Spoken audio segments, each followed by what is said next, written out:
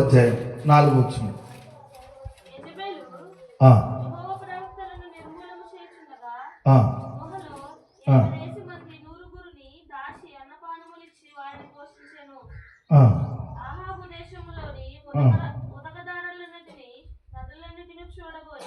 పశువులన్నిటినీ పోగొట్టుకోకుండా గుర్రములను కంచరగాడిదలను ప్రాణములతో కాపాడుటకై మనకు గడ్డి దొరుకునేమో తెలుసుకొనమని ఉపద్యాకు ఆజ్ఞ ఇచ్చింది. ఒక్క నిమిషం.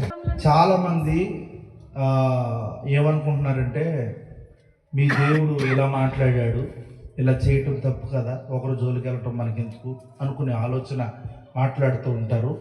ఇది దేవుని స్థానం, అది దేవుని స్థానాన్ని వేరొకటి భర్తీ చేసింది. అందుకని దేవుడు ఈ మాట మాట్లాడుతున్నాడు.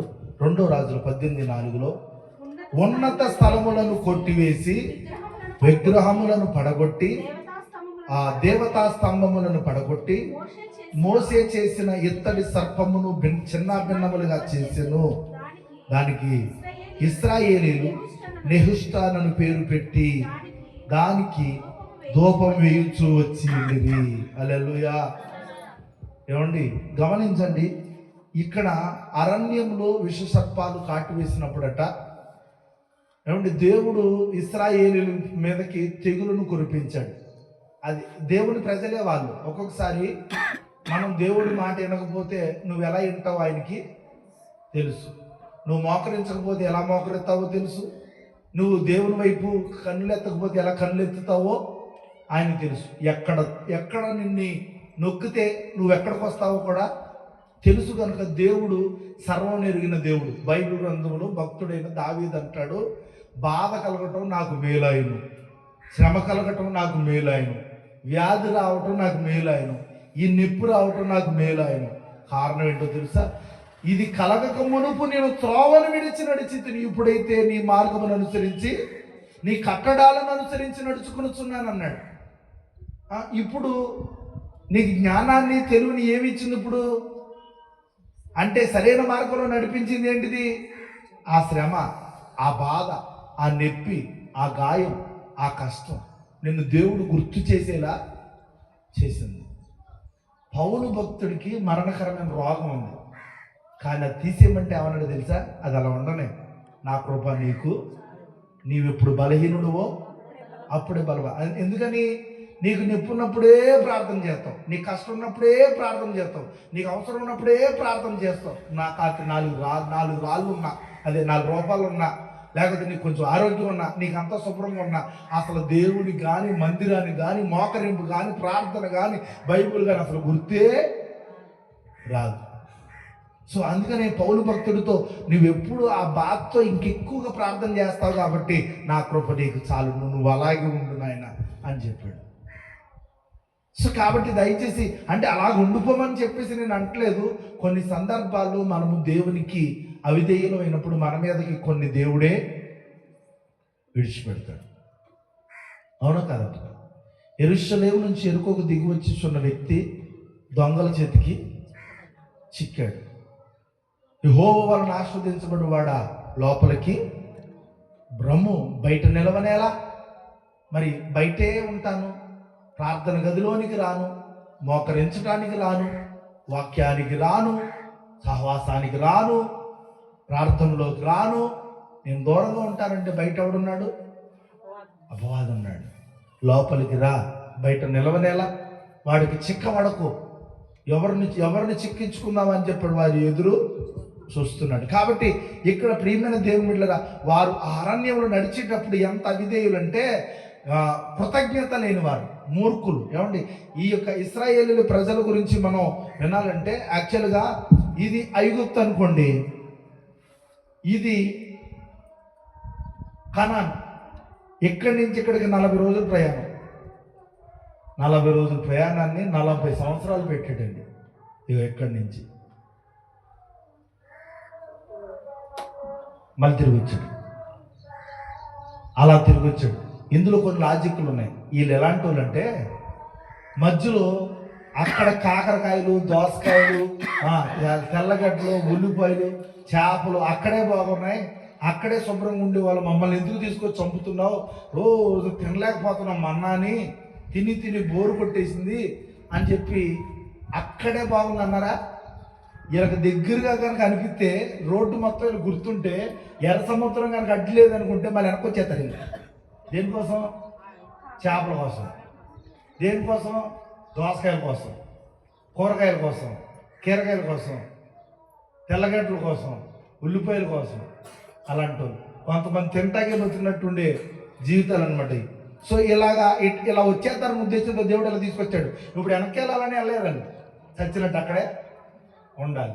కనుక సనగటం మొదలు పెట్టారు, దేవుని మీద గొరవటం మొదలు పెట్టారు, కృతజ్ఞత లేని వాళ్ళు. సో చూడండి, ఇంత దూరం ఇప్పుడు ఈ మోషే గారిని దేవుడు వెళ్ళమన్నప్పుడు నేను వెళ్ళి వాళ్ళకి ఏమని చెప్పాలంటే, నేను పంపించని చెప్పు, నువ్వెవరివే అని అంటే, నేనే ఉన్నవాడును అనువాడను అని చెప్పమని చెప్పినప్పుడు మరి ఆ దేవుణ్ణి ఈ ప్రజలతో చెప్పాడు, మీటింగ్ పెట్టాడు, కూర్చోబెట్టాడు, ఇక్కడి నుంచి మిమ్మల్ని తీసుకెళ్ళడానికి వచ్చానన్నాడు. దానికి సూచనగా అద్భుతాలు చేస్తానని చెప్పి కళ్ళెదురుగా 10 తెగుళ్ళు కూడా కురిపించాడు.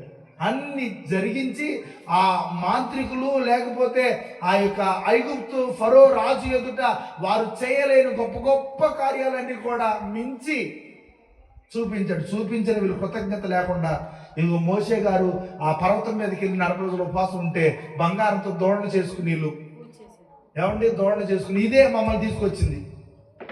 మమ్మల్ని తీసుకొచ్చిందని చెప్పేసి మొదలెట్టారు. కృతజ్ఞత లేని జీవితాలు. కొన్ని రోజులే ఉంటుంది కృతజ్ఞత మేలు చేయటం. మనం ఎలాంటి వాళ్ళు అంటే గుర్తు చేసుకోండి, మనకి చిన్నపిల్లలకి రోజు కూడా కురుకురే ప్యాకెట్లు, బిస్కెట్ ప్యాకెట్లు, చాక్లెట్లు, బిస్కెట్లు ఇవన్నీ ఇస్తానే ఉండాలి రోజు కూడా. ఇంతకుముందు అంటే డబ్బులు ఎప్పుడుకోసారి ఇచ్చేవారు, కానీ ఇప్పుడు రోజు అని చెప్పాడు. ఆ ఇత్తడి సర్పాన్ని చేయించి స్తంభం మీద నిలబెట్టిన తర్వాత దాన్ని ఏం చేశారంటే, నేరుగా చూసిన వారు బ్రతికారు అన్నాడు. ఆ సర్పాన్ని అలా చూసి బ్రతికారు కదా.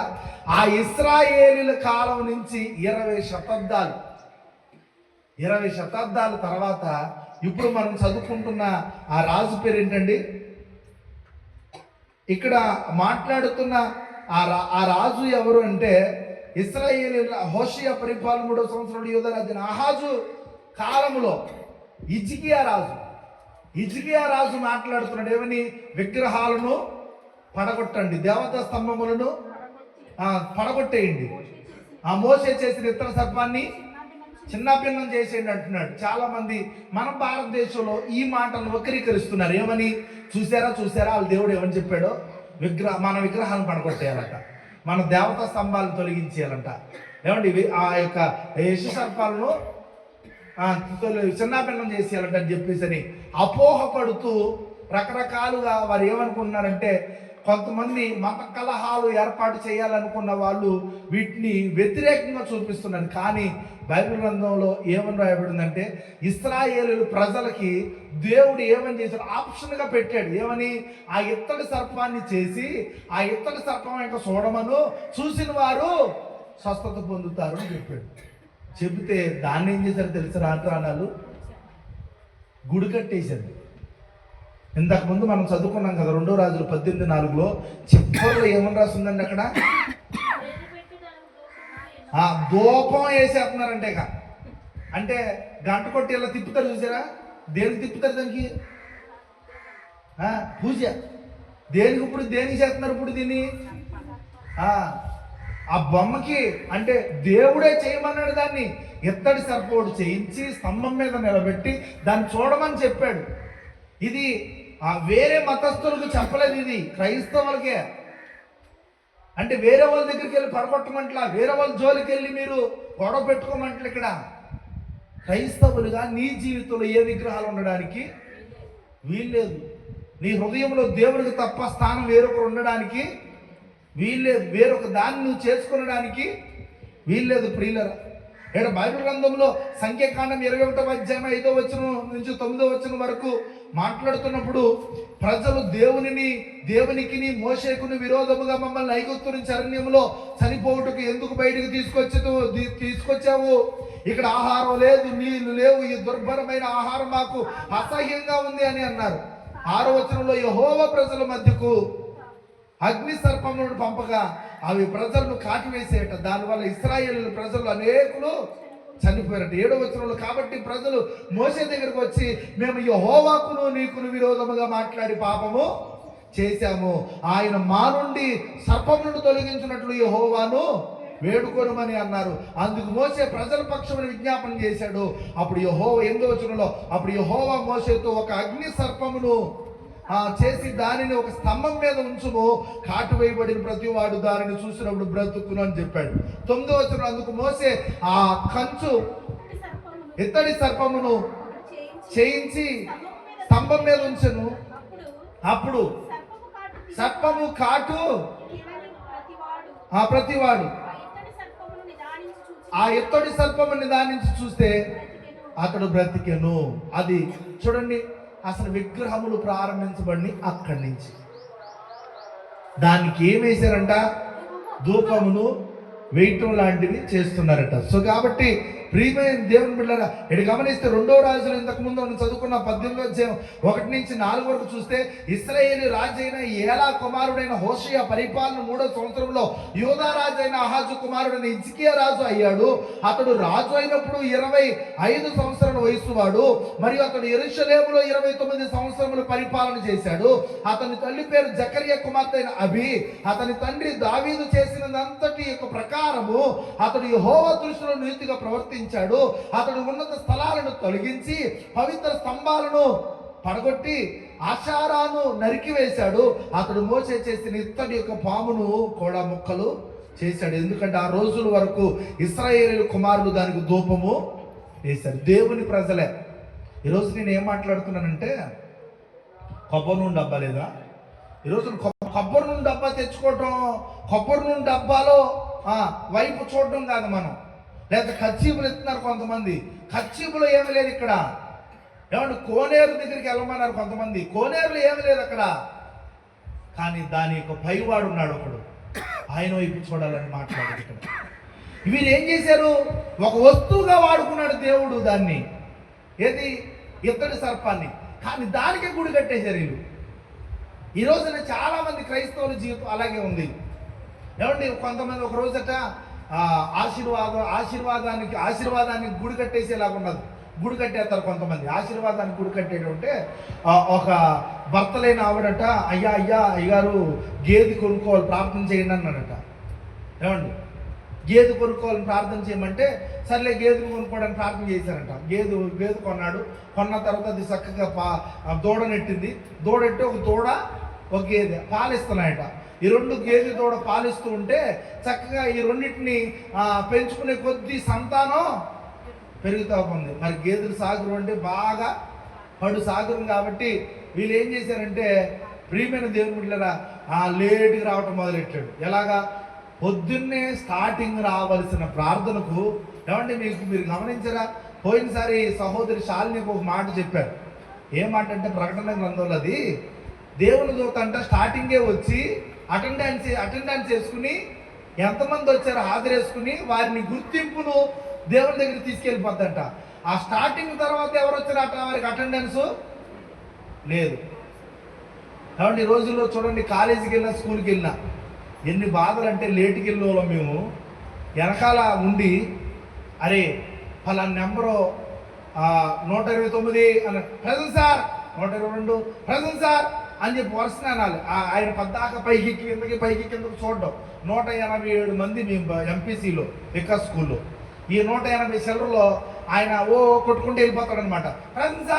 ఫ్రెండ్ సార్ అంటే ద్వారా దేవుడు భయంకరంగా వారిని మొత్తి, ఇదిగో ప్రియమైన దేవుని బిడ్డ అరణ్య విసర్పాలను కాటివేసినప్పుడు ఏర్పాటు చేసుకున్న ఆ యొక్క ఇత్తడి సర్పం అనేక సంవత్సరాల తర్వాత ఇశ్రాయేలు ప్రజలు ఇదే ఇత్తడి సర్పానికి ధూపం వేయడం ప్రారంభించారు. ఒకప్పుడు దేవుడు స్వస్థత కోసం ఉపయోగించిన సాధనం అది మెల్లగా అదే ఆరాధనకు పాత్ర అయిపోయింది. దేవుడు చేసిన కార్యాన్ని జ్ఞాపకం చేసుకోవడానికి బదులు వారు ఆ గుర్తుకు బంధించబడిపోయారు. దేవుడు పైన చేసిన ఆ విషయం దేని వైపు చూడాలో ఫలాన్ని చేసుకునండి అనే ఒక గుర్తును, ఏమండి మన రాత్రి దైవజనరాలు మన రాత్రి చెప్పింది ఏమనంటే, ఇక్కడ మందసం గురించి చెప్పారు చూసారా? మందసంలో ఏమేమి పెట్టారంట? 10 ఆజ్ఞల పలకలు, ఆహారం చిగురించుకరా మన్నాగల పాత్రలు. ఒకవేళ దేవుడు మందసంలో పెట్టించాడు, తలుపు తాళాలు వేసాడు, కానీ లేకపోతే అవి కూడా తీసుకొచ్చి గుడి కట్టేసేవారే. అవునా కదా? అన్ని కర్రలో మోసే కర్ర చిగురించింది. ఈ కర్ర ఒక దేవుడు. లేకపోతే ఈ 10 ఆజ్ఞలు ఇదిగో దేవుడే స్వయంగా ఏలుతో రాశాడంట. అమ్మో, ఈ చాలా పవిత్రమైన ఇవి కూడా దేవుళ్ళే.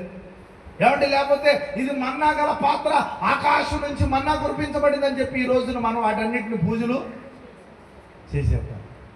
ఇజ్రాయేల్ లేచి వెళ్ళి యేసుక్రీస్తు ప్రభు వారి సమాధులు మట్టు తెగతూ చేస్తున్నారంట. కొంచెం దాని చుట్టూ ఫినిషింగ్ చేశారు లోపల కలుపుకుంటూ.